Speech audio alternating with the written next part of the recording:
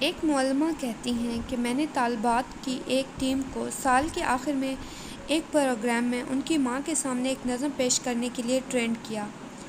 تیاری اور ریہرسل کے مختلف مراحل کے بعد بالآخر پروگرام کا دن شروع ہو گیا۔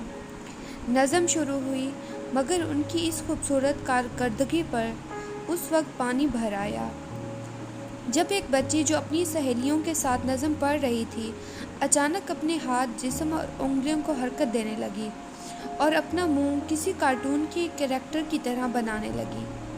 اس کی اس عجیب و غریب حرکتوں کی وجہ سے دوسرے تمام بچیاں پریشان ہو گئیں۔ معلمہ کہتی ہیں میرا جی چاہا کہ میں جا کر اس بچی کو ڈانٹ پلاؤں اور اسے تنبیہ کروں کہ وہ ڈسپلن اور سنجیدگی کا مظاہرہ کرے۔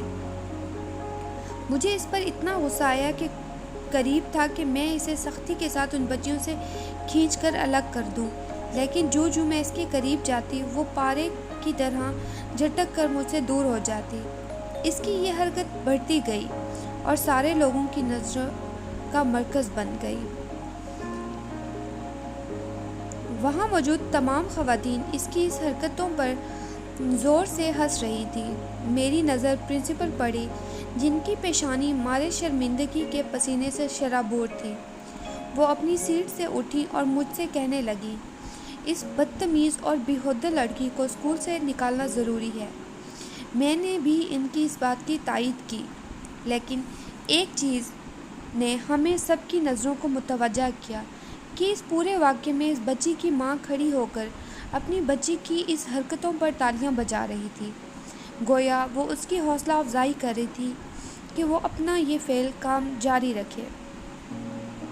جیسے ہی نظم ختم ہوئی، اسٹیج سے جلدی سے اس کی طرف بڑھی اور اس لڑکی کو زور سے پکڑ کر کھینچا اور بولی، تم نے اپنی سہیلیوں کے ساتھ نظم پڑھنے کی بجائے یہ اول جول حرکتیں کیوں کیں؟ وہ بولی، اس لیے کہ یہ پروگرام میں میری ماں بھی موجود تھی۔ مجھے اس کی اس ڈٹائی بھرے جواب پر بڑی حیرت ہوئی، لیکن مجھے اس وقت بڑا دھچکا لگا جب اس نے آگے سے کہا، میری ماں بول اور سن نہیں سکتی۔ میں نے گونگے لوگوں کی زبان میں اس نظم کا ترجمہ اپنی ماں کے لیے پیش کیا تاکہ دیگر تمام بچیوں کی ماؤں کی طرح میری ماں بھی اپنی بیٹی کی کارکردگی پر خوشی کا اظہار کر سکے۔ جیسے ہی اس نے یہ وضاحت کی، وہ دوڑ کر اپنی ماں کی طرف بڑھی اور اس کے گلے لگ کر زاروں قطار رونے لگی۔ جب وہاں موجود سارے لوگوں کو حقیقت معلوم ہوئی تو سارا ہال سسکیوں سے گونج اٹھا۔ واقعے کا سب سے خوبصورت پہلو یہ تھا کہ پرنسپل نے اس لڑکی کو اسکول سے نکالنے کی بجائے اسے انعام سے نوازا اور اسے ایک مثالی طالبہ کا خطاب دیا۔ وہ لڑکی جب وہاں سے نکلی تو سر اٹھا کر خوشی سے اچھلتے ہوئے جا رہی تھی۔